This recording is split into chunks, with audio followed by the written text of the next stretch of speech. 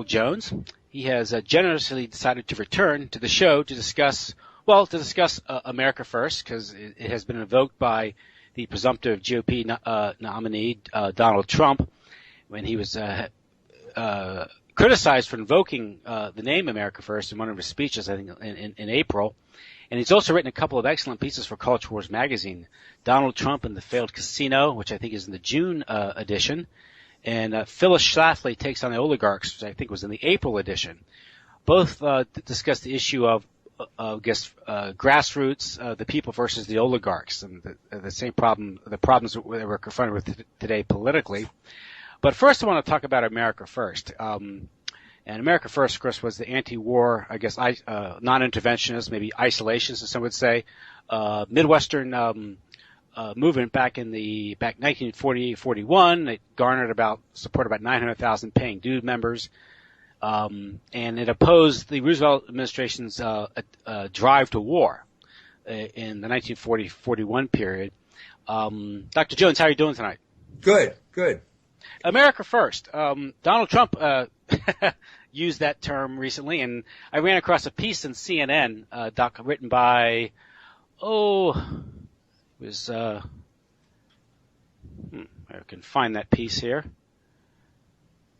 by Susan Dunn, who is a professor of humanities at Williams College. And she's the author of 1940, FDR, Wilkie, Lindbergh, Hitler, The Election Amid the Storm. And she opened her piece saying, she opens the piece with Donald Trump's statement, which is, my foreign policy will always put the interest of the American people and American security above all else. That will be the foundation of every decision that I will make. America First will be the major and overriding theme of my administration. And then she writes, it is extremely unfortunate that in his speech Wednesday outlining his foreign policy goals, Donald Trump chose to brand his foreign policy with the noxious slogan, America First, the name of the isolationist, defeatist, anti-Semitic national organization that urged the United States to appease Adolf Hitler. Okay, so that's her description of America First. How would you describe America First? Well, we had a battle that began after World War I. The American people were radically opposed, or let's put it this way, they got tricked into World War I, and then they got stuck with the bill afterwards, and a wave of what you would call isolationism swept through the country. It manifested first by an anti-immigrant feeling, a very restrictive immigration policy that went into effect in the mid-1920s. And then the situation got worse after the stock market crash of 1929. And so what you began to see was a full-blown rejection of financial internationalism, symbolized by Wall Street. And at this point, the antithesis of Wall Street was the Midwest. You could call it Main Street. And this was the area of the country that had been grown strong because of manufacturing. It had grown up because of the system of protected manufacturers and tariffs that had been erected in the 19th century.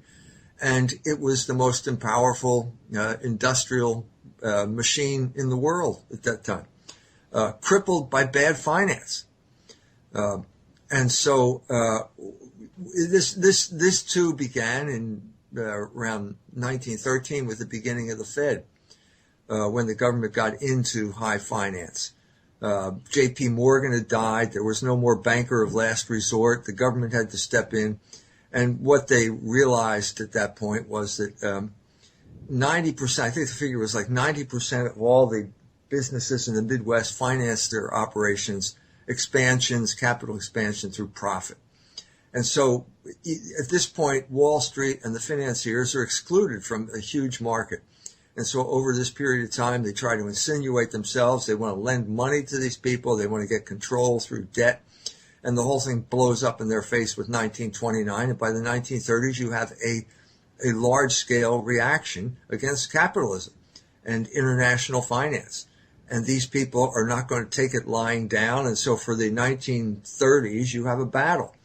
The Catholic angle, was best summarized by the encyclical Quadragesimo Anno, which came out in 1934, which basically was an attack on communism, but saw capitalism as the parent. Basically, this is what caused communism. Capitalism has failed. Now we have to deal with communism and the communist reaction. And you have this nationalist, this exaggerated nationalism in places like Italy, Germany, and to a certain extent in Spain, in reaction to this international, this Jewish international financial and revolutionary movement. And so it became clear by the 1930s that, as Lindbergh said, there are three groups that want to get us into the war. He gave the speech in Des Moines, Iowa, and in St. Louis. I mentioned the St. Louis one in 1937. And he said the three groups were the English, the Roosevelt administration, and the Jews. Now, Charles Lindbergh was a certified American hero. He had flown a plane called the Spirit of St. Louis across the Atlantic Ocean. He was idolized by Henry Ford. This was a group of people who felt, a lot of them were of German heritage, didn't want to get into a war, didn't like the idea of war, felt that it was antithetical to everything that they believed in, the America stood for. And they found themselves up against the international financiers who had money invested in foreign markets. And if there were no war, they were going to lose their shirts. And so that's what the battle began that way. The English needed American support, so they sent the English agent Intrepid over. His name is Stevenson, I believe. He got a whole floor of the Rockefeller Center in New York to basically get America into the war. And, of course, that's exactly what happened with Pearl Harbor. We know now that Pearl Harbor, that Roosevelt knew in advance about the attack. They had cracked the code, and he basically allowed over 2,000 Americans to die to create the shock wave that would propel America into the war. At that point, America First was over. Lindbergh tried to volunteer, but he was persona non grata because you're not allowed to criticize these groups. That was the end of America First. I personally knew Henry Regnery, the publisher, conservative publisher. His father had the list. The FBI came and took the list away from him. So there's 900,000 contributors were gone now. Now, we all know that victors write the history, and so what has happened since that time is books like the one you just quoted. In other words, everything bad about America can be summed up by the two words, America First, because they said so.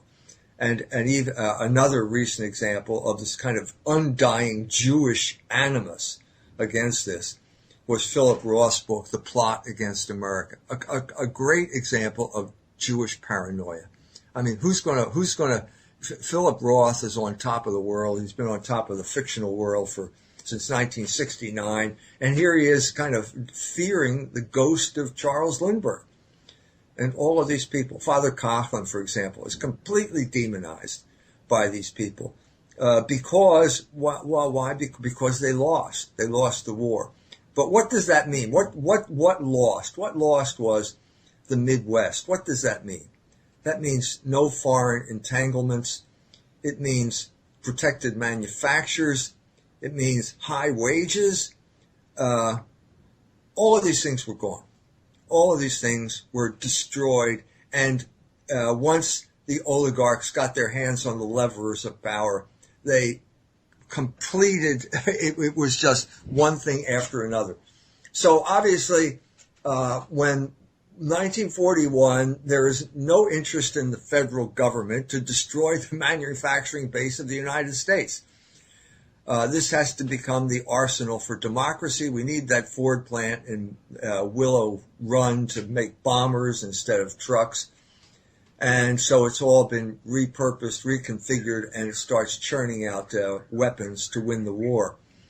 After the war, we had a period of prosperity and amelioration that continued from the New Deal, when Roosevelt had to save the regime from socialism or communism. We had basically the crucial moment came in 47. Henry Ford died.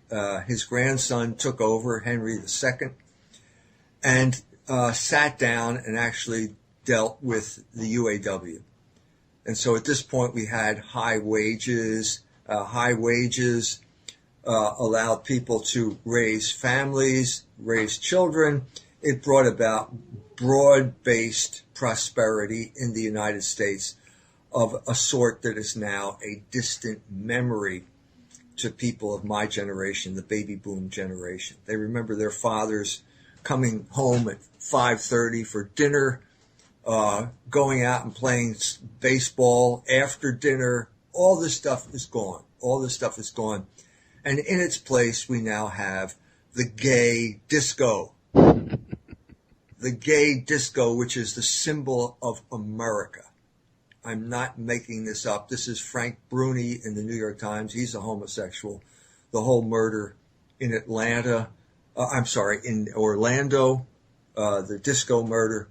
All of the New York Times pundits now, who are completely internationalists, have always been internationalist in their orientation, are now talking about America. What does America stand for? America is the gay disco.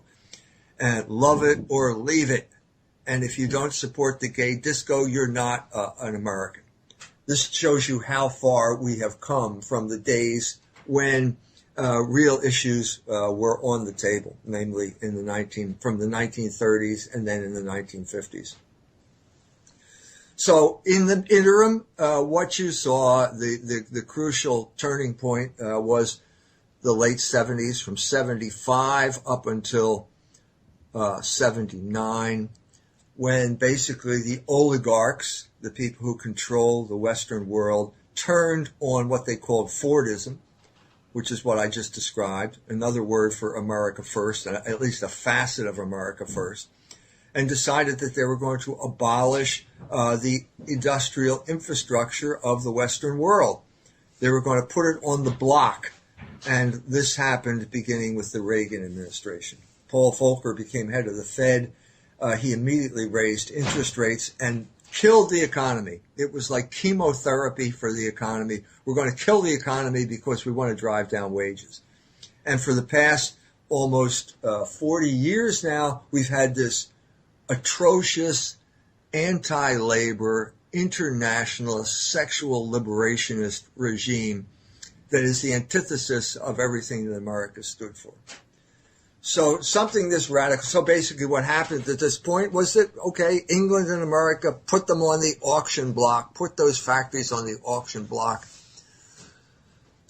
We have cheap credit because we got the Fed pumping out money, and you've got access to the money. So you buy up these companies, you load them down with debt, and then they go belly up because it doesn't matter anymore because all the manufacturing is going to be done in China and low-wage areas of the world. And so you have the era of internationalism on steroids, internationalism with a vengeance, and something this radical cannot go on uncontested. It's impossible. And so what we're seeing now, both with Brexit and the Trump campaign, is the return of the repressed. Trump, I've said this before, he's like the broken clock. He's right twice a day.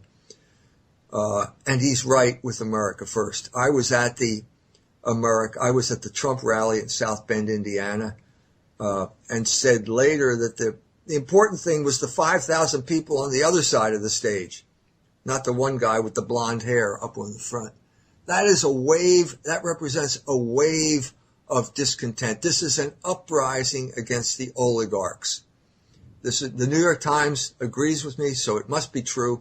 Roger Cohen said it was an uprising against what he called the smug elites. That's exactly what it is.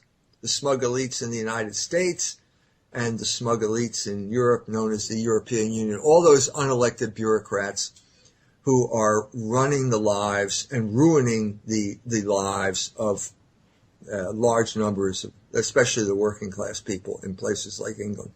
which is a shell of the manufacturing power that it used to be, largely because of all this predatory finance. So that's where we stand now. The Jews do not like the term America First. It is the antithesis of everything the Jews, with their international banking connections and Goldman Sachs and promotion of homosexual marriage. It's the antithesis of everything they don't like. It's the antithesis of everything they stand for. And that's why the ADL immediately issued a warning to Donald Trump when he used the term America First. You're not allowed to do this. You know, if you keep it up, we'll call you an anti-Semite, which is precisely what this lady here said.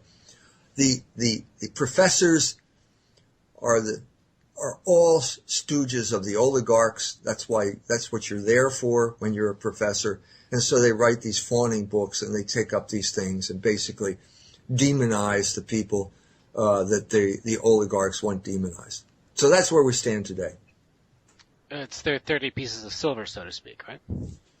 Well, I don't think they get that much anymore. They don't get precious metal, right? Adjuncts get next to nothing. So you really, it's a bad situation for if you're licking the boots, you got a lot of licking to do and not much return, not much payback for your effort. That's the situation we're in now. But in your article, you do point out the fact that at one time there was something called the Midwest that had its own values and perhaps interests separate that of Wall Street and Washington and the city of London. It's interesting that Professor Dunn, she accuses America First of appeasing Hitler, but no one ever talks about appeasing London and the British Empire. Oh, because you're appeasing the right people there. Yeah. And secondly, no one was appeasing Hitler. No. This is ridiculous. Bad history. This is ridiculous. History. Why did you say that? Yeah. Why did you say that? Where did that come from? Yeah. Is that the gist of Father Coughlin's Kristallnacht speech? No. And he's demonized an anti-Semite, and he said basically he condemned Hitler for his racial politics. This is not what we believed in. I mean, certainly we Catholics never believed in this type of racism. Never believed in it. This is not what was going on. He said, basically, okay, if the Jews then were complaining about the Catholics, saying that they're still talking about Hitler as the Catholic, Pope Pius XII, Hitler's Pope. All this type of calumny is just perfectly acceptable discourse. And he said back then, look, if you're going to say that Catholics are responsible for Hitler, well, what about the Jewish responsibility for Bolshevism? Well, that's another thing you're not allowed to talk. Don't talk about that, because everybody knows it's true, but I mean, nobody's allowed to say it. So what you have here is the return of the repressed. Think of Indiana 4 years ago. Think of Indiana 4 years ago voted for Mitt Romney. I mean, if there's ever an oligarch, ever a looter. Bain Capital, yeah. I mean, Bain Capital there's the one good thing that Newt Gingrich did in his political career was put out that video called When Mitt Romney Comes to Town. It was absolutely devastating. And it talked about Indiana, how Mitt Romney would come in, Bain Capital comes in, buys up this perfectly good washing machine manufacturing company in Indiana, loads it down with debt, steals the money, and then the company goes belly up and everybody loses their job. So that was 4 years ago, and they still voted for Mitt Romney. Well, now, when Trump takes the stage, he starts talking about Carrier air conditioning, moving its plant to Mexico, and everybody's screaming. They have the 5,000 people in the room are all screaming for blood here. He knows what the issues are. He understood that. Well, that shows you the change that has taken place in consciousness in Indiana in this basically short period of time, 4 years. It's gone from Mitt Romney to Donald Trump. It's gone from voting for a guy who worked for Bain Capital as a looter to now the guy who's complaining about Carrier air conditioning leaving. So this is a protest vote. The masses have awakened. They now understand the situation much better than they understood it 4 years ago. Mm-hmm. They know that we have basically the situation in England and the situation in the United States are essentially the same. You have two parties that represent the oligarchs and no party that represents the people. And this, in many ways, is the Achilles heel of the American system from their point of view and their greatest fear. Because from the very beginning, the United States has been created by oligarchs. They were called creditors then, which is the essence of what an oligarch is. Someone who lends money out and then enslaves people by making them pay interest on the money. This usury is what we call it in moral terms. Okay, this country was created by the creditors and for the creditors and of the creditors, and they were immediately involved in a swindle as soon as they got in power. They bought up the bonds, the Revolutionary War bonds from widows of Revolutionary War soldiers for pennies on the dollar, and then they came back and forced the government to pay them full face value in gold. Well, everyone was outraged. This is a swindle. They're outraged as a swindle, and it led to Shays' Rebellion. If you fast forward over 200 years later to 2008, exactly the same thing happened. It's happened again.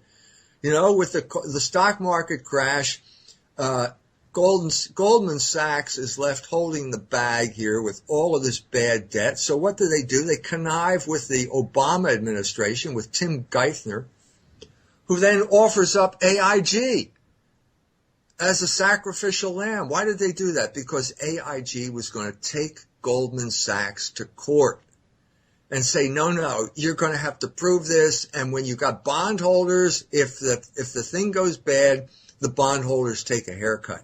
That's just standard capitalist procedure. That's what should have happened in 2008. Instead, the Obama administration does the same thing they did at the beginning, the oligarchs did at the beginning. They kill AIG, and then they pay off Goldman Sachs with all their crooked, toxic loans at full face value. This is a scandal, even according to capitalist principles. And that's that's the situation. I mean, people are awakened now. They have a consciousness that they didn't have 4 years ago, and we're in the middle of an uprising against the oligarchs. Now, going back to just America First, Lindbergh is ostracized for calling out the Roosevelt administration, the Brits, and Jewish influence in America for dragging country into the war. And I guess what he says is true, and he's called an anti-Semitic. You make the point in the article that Jews have claimed with pride that they themselves were instrumental in America's entry into the war, thus proving Lindbergh correct in that assessment. But they can say it, and they're not called anti-Semitic because they're Jewish, but Lindbergh says the same thing because that's it's a common, I guess, a common tactic. He's called anti-Semitic for stating the truth. Right. And so that's exactly the situation we're in right now. Yeah. I've mentioned, like, if you say the Jews are behind gay marriage, they will call you an anti-Semite. Of course, Amy Dean said this in an article in Tikkun, and of course she's not called an anti-Semite. Mm-hmm. Or Joe Biden says the same thing, and he's not called an anti-Semite. So this is an intolerable double standard. And believe me, anti-Semitism, the threat of calling someone an anti-Semite is the main bulwark that the oligarchs use to beat down any type of criticism of what they do. Mm-hmm. That's the role that the Jews play. And since they control media, they can enforce this with a ruthlessness that sometimes takes my breath away, especially when you look at the contradiction that's involved here, because we're not disagreeing. We're saying the same thing. But why am I an anti-Semite when I agree with you? Yeah, because they don't want to argue the substance of the policy. No, they don't. It's the same thing with pornography. I've mentioned this before. I wrote a book, an article, which is in the Jewish Revolutionary Spirit, on Jews control pornography. Okay, I'm called an anti-Semite. Then Professor Abrams in England, he takes all my material, publishes it in the Jewish Quarterly, and he probably gets a raise because he published the article. So it's exactly the same thing. What do we have to be ashamed of? So why am I called an anti-Semite? What is going on here? Yeah. This is intolerable. No wonder we're getting nowhere. But the point here is that even in spite of all this, in spite of the most sophisticated form of psychological warfare, propaganda, and mass media control, the word is still getting out, and Brexit is proof of it, and the Trump campaign is another example of the same thing. Yeah, it's losing its sting. People aren't. Yeah, so the problem is that it all has to come down to you have to be able to convince people, and once you come up with a plausible counter explanation, everything collapses. It doesn't work, and actually it brings about the exact opposite effect, and that hasn't caught on yet, I don't think, in the halls of the New York Times. They haven't quite figured that out yet. And the best example I can give is the most recent example is the day before the Orlando attack. New York Times does a puff piece on our homosexual mayor in South Bend, Indiana, Pete Buttigieg. It's done by Frank Bruni. He's a homosexual himself. The whole so it's like Pete Buttigieg has a killer resume. I mean, everyone will agree. He should retire his resume and put it in the Resume Hall of Fame, you know. But the hidden message, they don't understand that the real message they're conveying is Pete Buttigieg is a stooge of the oligarchs. That's why you're doing this. Mm-hmm. It becomes completely transparent. What is the point of this article in New York Times? Well, to say that this man is pleasing to the people who are oppressing us. And then the article goes on to say, he may seek higher office in Indiana. No, that's never going to happen. He couldn't be elected dog catcher in Kokomo because we know now that he doesn't represent the people of Indiana. That is precisely the crisis that we are facing right now. The oligarchs created a system where, they call it democratic capitalism, or Michael Novak wrote a book called The Spirit of Democratic Capitalism and said it's like bacon and eggs, bread and butter. No, Michael, you got it exactly wrong. They are the opposite. And that's the problem. What you have is a country that was created, a constitution that was created to pursue the interest of the oligarchs, namely usury and controlling everybody through financial means. But that has no legitimacy. And a new country like the United States needed legitimacy, and so they have to give the illusion that we are dealing with consent of the governed. Well, once you say that, there are people who take it seriously. There are actually people who think, well, yeah, I do believe that we have, and actually there are institutions, like there are legislatures in states like Indiana, believe it or not, and they meet in a city called Indianapolis, and they make laws. Well, what we're seeing now is this is outdated. Because if the state of Indiana makes a law which is not pleasing to the oligarchs, you'll have Mark Benioff, the head of Salesforce, parachute into your state. He's from San Francisco, and he's going to tell you that you can't have that law. I'm the important person. I'm a CEO. I represent the homosexuals. These are the important people. You hicks from Indiana, you have to change the law. That's happened last year, and now this year it's North Carolina. Do you rednecks in North Carolina seriously believe that you have the right to tell people there which bathroom they can pee in or restrict people according to where they can pee? No. This is a right that is reserved to the oligarchs now. And if you don't do what we want, we will wreak economic havoc on your state. Yeah, the provincials in North Carolina actually think the bathrooms should be segregated based on your biological sex. Yes, and that shows you how stupid they are, doesn't it? Because what we really need to talk about is how you feel. Do you feel like a man or do you feel like a woman today? Mm-hmm. You know, and if you're a voyeur and you want to go take a shower in the ladies' room, well, then you just tell people that you're in the ladies' locker room. So so in other words, what is going on here? What we are doing is we're now setting a precedent where a law is based on a completely subjective state of mind with no possibility of verification. How can I tell you what this lunatic is thinking? How can I know what's inside of his mind? How can we base a law on something that subjective? Well, what is the secret? What is the message here? The message is that the law is a tool of the powerful. That democracy is a cruel charade.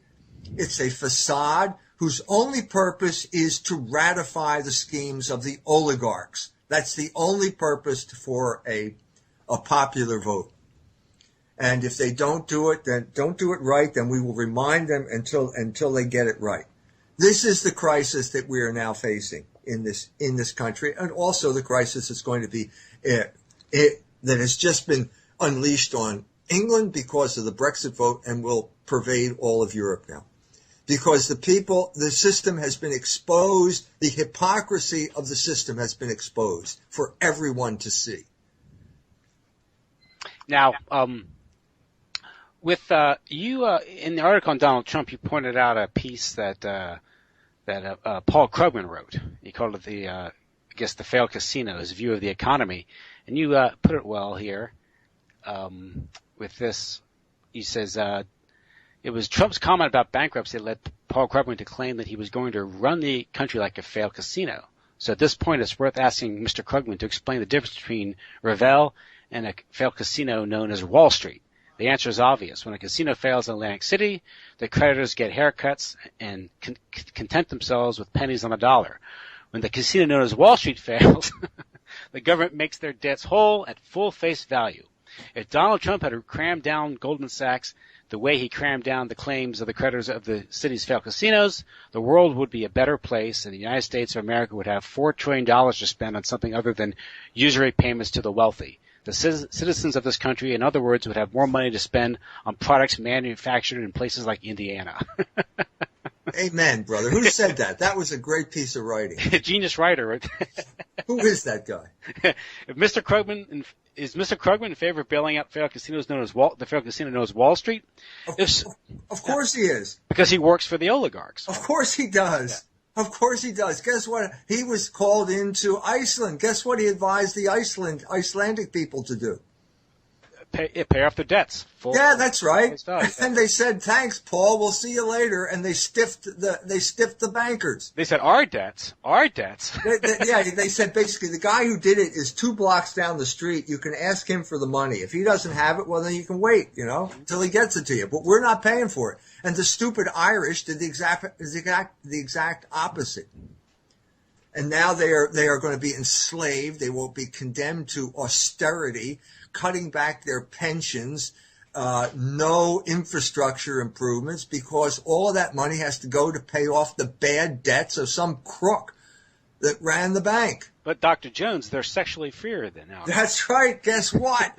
This goes hand in glove. So basically, okay, you guys have been screwed financially, but hey, there's the gay disco. And you can dance all your troubles away with your boyfriend at the gay disco and hope that somebody doesn't shoot you. That's the payoff there, right? Seriously, what we're seeing here is why sexual liberation is an integral part in the New World Order and the role that it plays to basically distract you from the fact that you're being screwed financially. That's the whole point of this.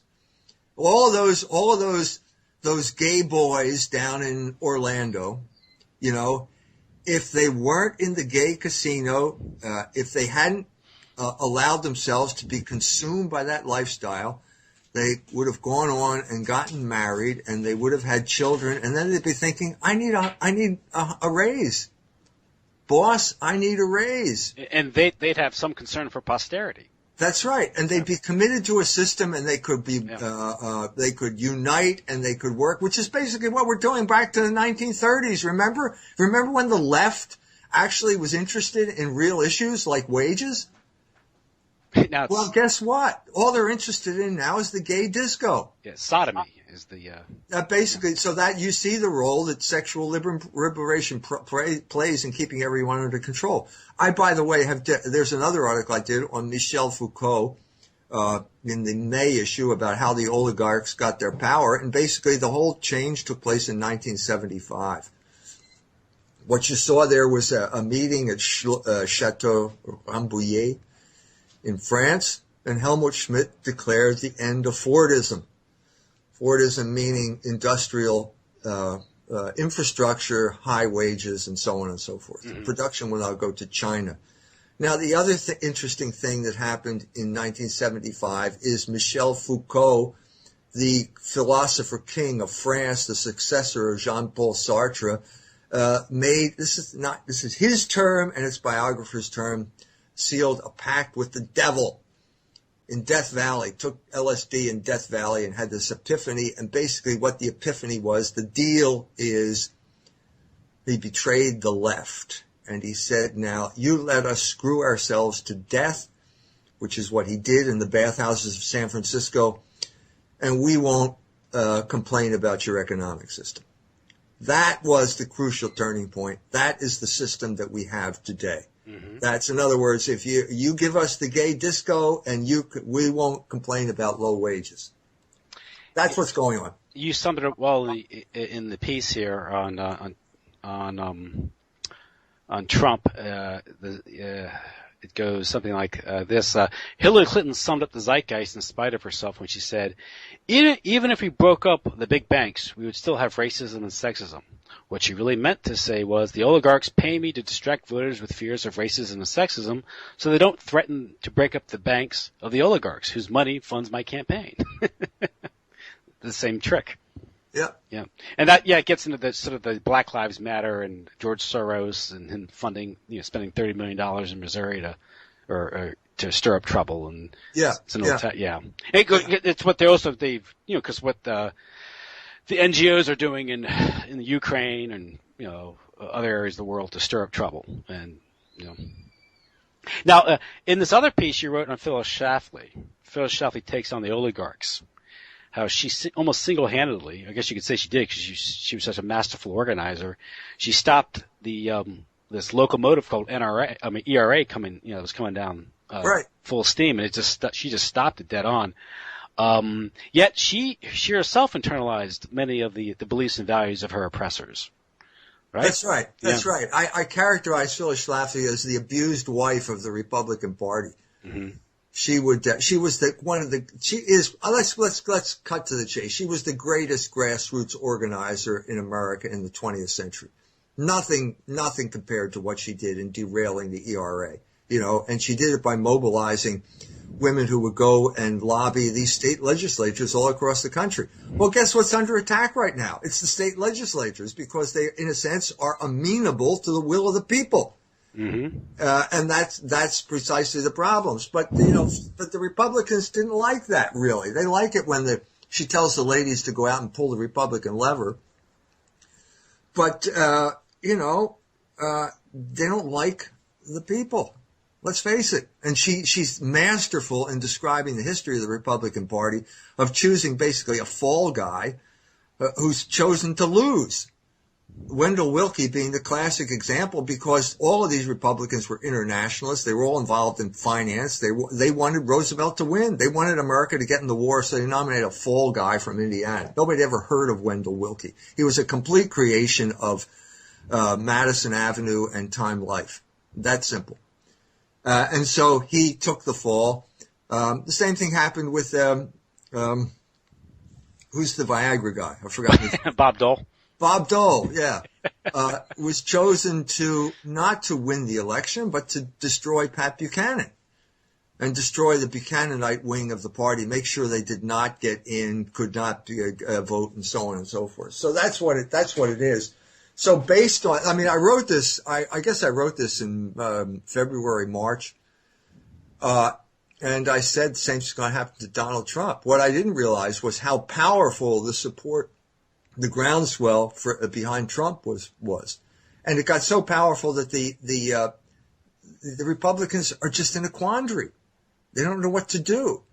They're in a bind. They can win with Trump, or they can lose with you can't even lose with anybody anymore. All the losers are out of the election. It's just Trump. The turning point came in Indiana when Ted Cruz dropped out. He was the guy at that point. So now what are they going to do? Well, Sheldon Adelson, I think, the casino magnate, gave him $100 million. And I think the catch was he was supposed to appoint Newt Gingrich as vice president. That's one way if you reel these people in, which is what the oligarchs did when Ronald Reagan got the nomination. And they attached George H.W. Bush to him, the CIA guy, mm-hmm. to make sure that he didn't get out of control, And then a few months later, I guess within 2 months of him being sworn in, someone takes a shot at him. Yeah.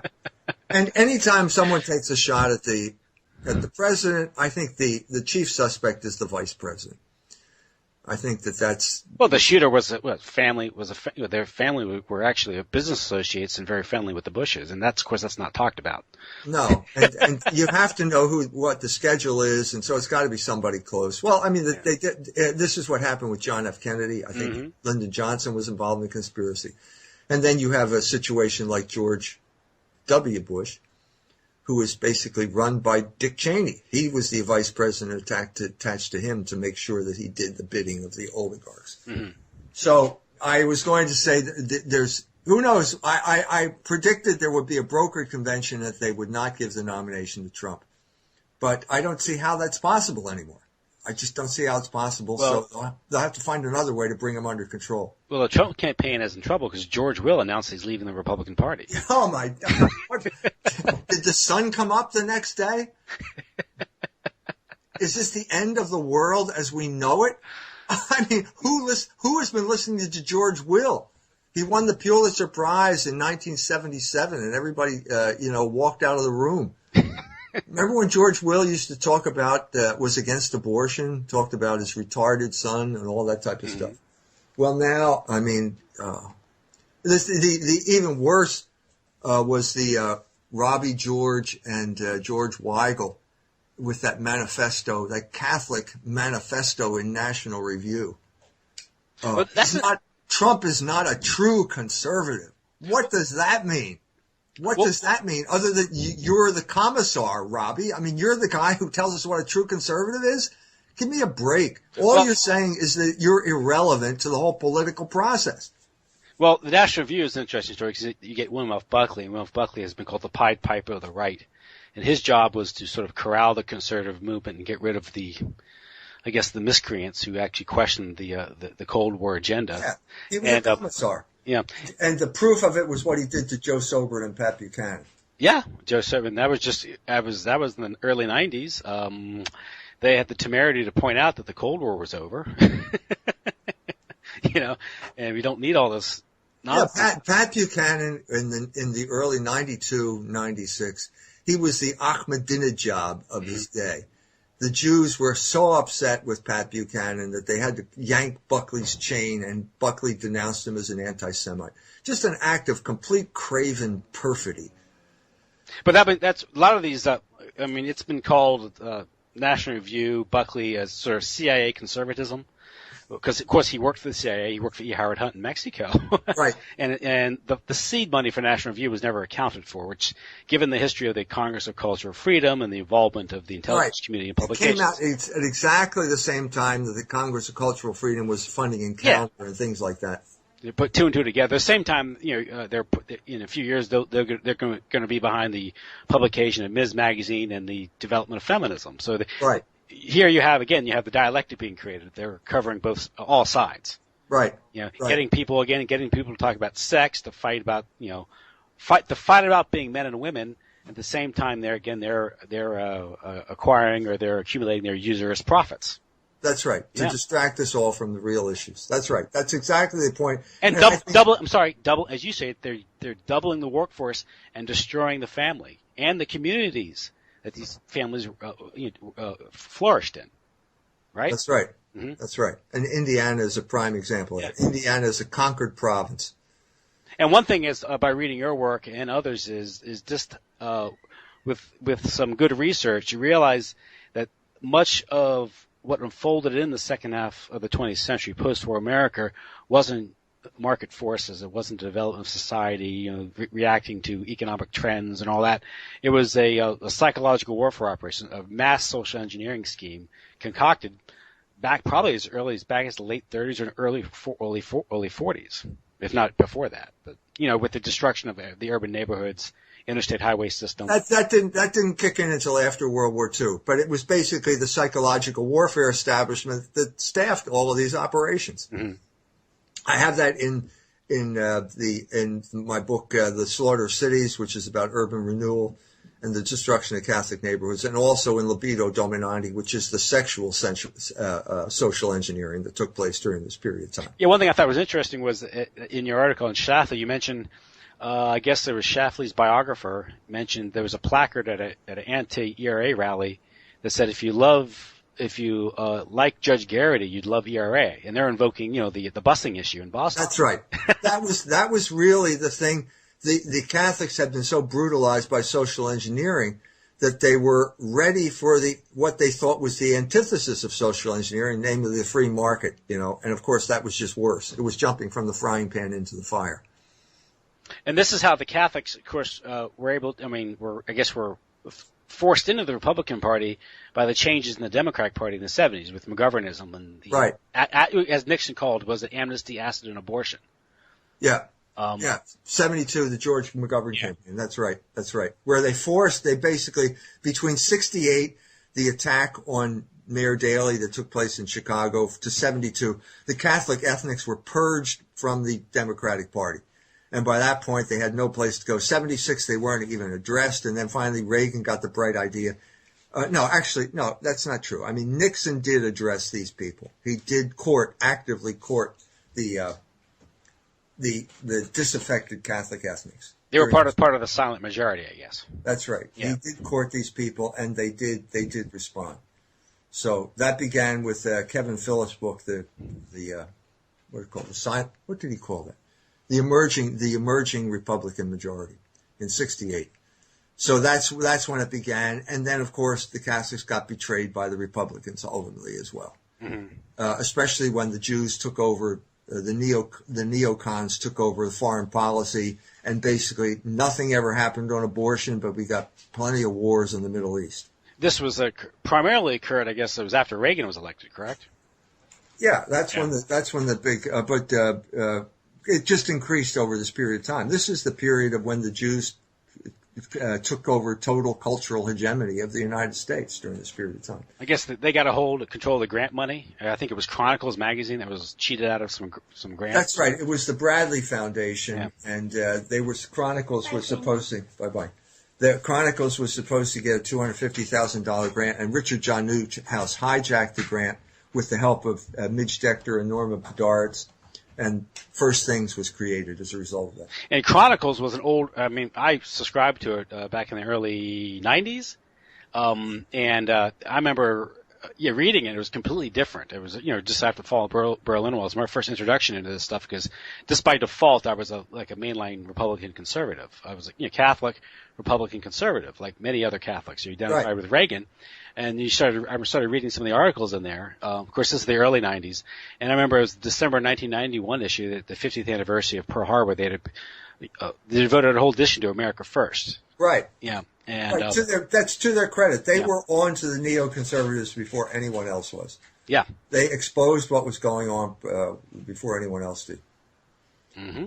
The question is, how do you get back to how do you resurrect this, or how do you implement it? You can't go back in time, But the other thing is that it's the return of the repressed. There's this thing that just refuses to go away, and now it's reared its ugly head again. I mean, from their Jewish perspective, the ugly head of America First is now coming back again. In spite of all of this massive social engineering and propaganda, it's just not going to go away. It's not going to go away. Well, yeah, because human nature rears itself, and you can't do away with it. We understand now the way the system works in a way that we did not understand it 20 years ago. But you made a very good point in when your interview with Phyllis Schlafly, when you print the transcript of much of the interview in the article, and you made a very good point here when you talked about her success with ERA. And what's her final conclusion on her life's work? I guess you were successful. She says, yes, I was successful. But you make the point that despite the fact the ERA was stopped, it's been implemented gradually over the years by the oligarchs. That's right. Yeah. So it didn't matter. It didn't matter. One thing is, one of the big stumbling blocks ERA was, its critics pointed out that because of its broad wording, it could be construed to legalize gay marriage. And this stopped it 40 years ago. Now what's the court imposing on the country now? Gay marriage. Of course. Yeah. Of course. Without any amendments to the Constitution. But in a sense, there's a minor victory here because the courts had to impose it. Yeah. So we know that this is an oligarch imperative, and the people did not go along with it. So give the people of the United States some credit because they did not go along with this. Well, it gets implemented by judges and bureaucrats. A good example of that would be Title IX of the Civil Rights Act. Yes. Where they use this arcane law to impose all this radical, feminism in college sports and programs and education. And it's just nonsense. Yeah, and they felt that with the social engineering propaganda machine that they had, they could convince anybody of anything. And basically, I suppose, if you can convince someone that two homosexuals can get married, well, then you can convince them of anything, because that is prima facie preposterous. And so part now, I'm sorry, go ahead. Part of the psyop, I think, of the Orlando incident, and of course I don't exactly sure what happened down there. I'm skeptical, but you have the supposed shooting, whatever, and then you have of course the outright promotion of homosexuality by the media. Right. So the psyop is obvious to any. Yeah, whether it could be blowback. It's probably blowback because of the guy's background. It could be a false flag, but whatever it is, it's clear that their intention by the way they played it after the fact. Yeah. Now, another thing is you talk about of course, behind all this is the deindustrialization, the hollowing out of the U.S. economy, which it's been going on for at least 40, 50 years now through various policies of globalism, macroeconomic policy, and all this. The records that we're witnessing in Detroit, in Indiana, the Midwest, the Rust Belt, was largely a plan concocted by the Council of Foreign Relations and the Trilaterals Commission. If you take them as representatives of the elite, I agree with you. So let's go back to America First. America First is this Midwestern grassroots movement opposing the drive towards war that's promoted by the Anglophile Eastern establishment, the organized Jewish community, and the British Empire. Right. This has profound effects on the destruction of local, mid-sized, even large, localized businesses that have an interest, local patriotism in the region and the values. This has been gradually destroyed by globalism. The imposition of Walmart. And a lot of this is done through outfits like Bain Capital, who have access to cheap credit, and they undermine local businesses who don't have the benefit of free credit. Yeah. And so local businesses can no longer compete. At the same time, when these corporations come in and take over these companies, they deny job opportunities to these areas. They destroy the local economies. This provides fodder for the U.S. military. That's right. At the same time, it also, what you're seeing in North Carolina and we saw in Indiana is the corporations that are controlled by the same globalists can also, through centralized control, interlocking directorates, impose a cultural agenda on these regions by threatening them with unemployment. That's right. Whereas if go back to the older economy where the local economies were developed by local concerns, families that run these companies that were decentralized, no such agenda could be advanced, out of Davos or Bilderberg. Right. So there is an important sociological, political, not just economic effect to this when you have the centralization of the economy that's largely been done through malfeasance and thievery. That's right. It's not economies of scale. It's not efficiency. This is malfeasance and thievery. This is why Walmart. This is why Staples and these large corporations are ascendant. Yeah, that's right. That's where the people who defend the market fail in this, because this isn't really the market. No, that's a joke. I mean, these people manipulate the market. Well, how do you have it when you have manipulated interest rates? When you have $27 trillion being printed by the Fed to bail out whoever, and then Bernanke can't tell Congress who he did this for. Yeah. Or as you mentioned, the bailing out of Wall Street, which is the biggest continuation of one rip-off after another, which really is the true story behind the U.S. economy. Yeah. Going back to Hamilton and Robert Morris and No, it was there, and I'm saying that the main difference between Shays' Rebellion and Occupy Wall Street is sexual liberation.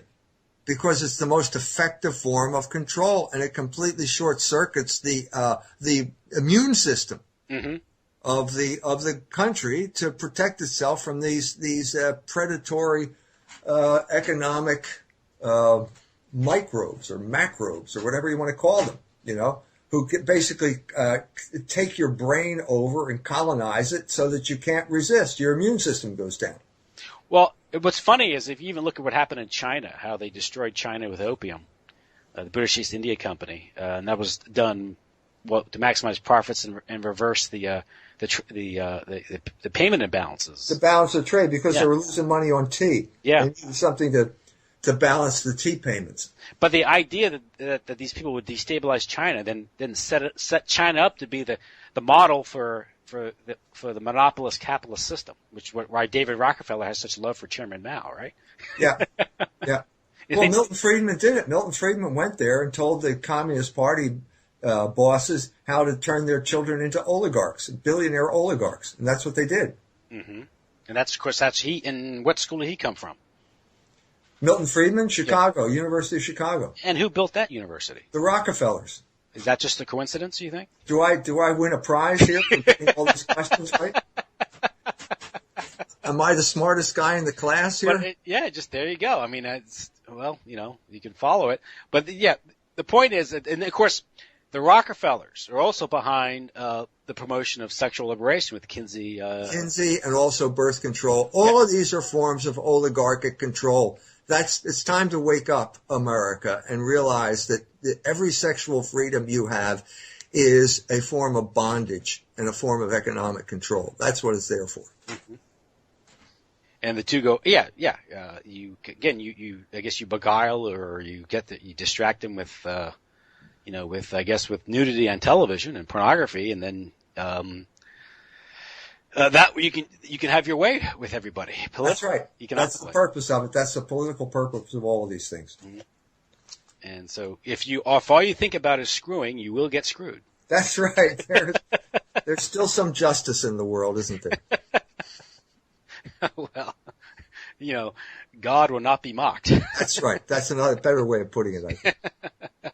Well, Dr. Jones, anything? I mean, I think we covered the two articles pretty well and showed how they blended.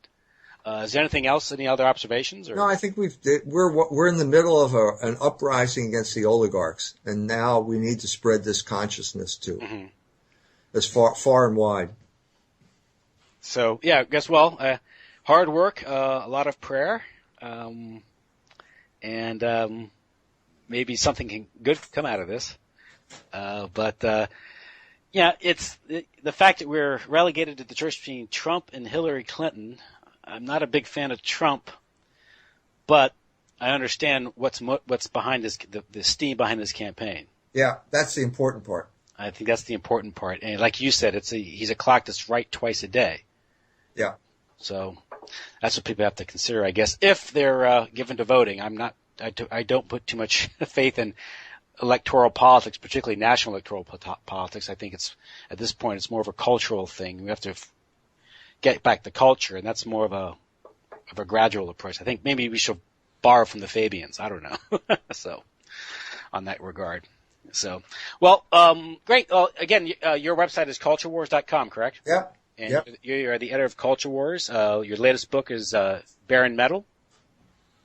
The struggle. We have a number of shorter books out now. Jews and Moral Subversion is the most recent. $20. It's a much shorter kind of a summary of a lot of the material I've done lately. So a lot of what we talked about tonight can be found in that book.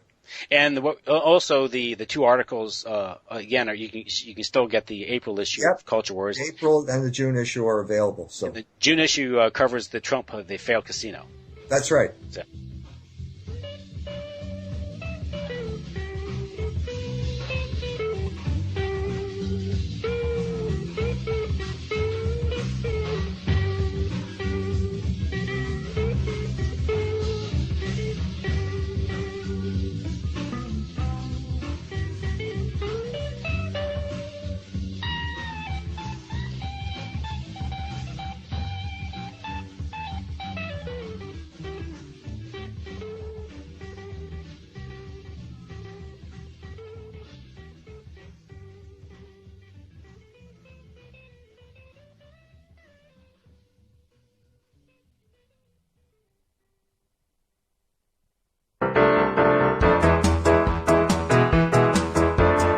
My name is S.M. Gibson, and I am the host of Anti-Media Radio.